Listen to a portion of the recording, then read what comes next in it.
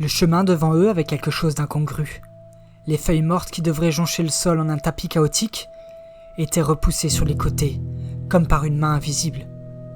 La pluie des jours précédents aurait dû laisser des flaques brunes, mais la terre, ici, restait sèche, presque lisse.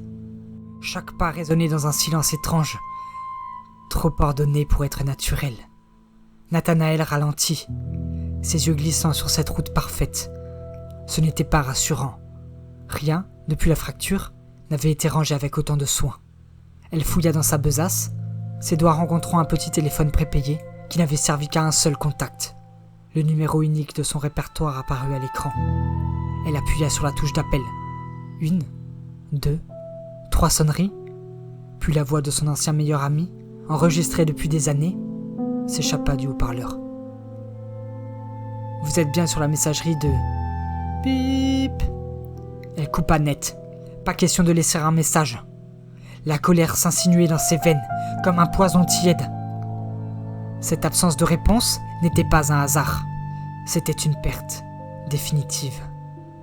Son dernier repère, son éclaireur discret, venait de s'effacer de la carte.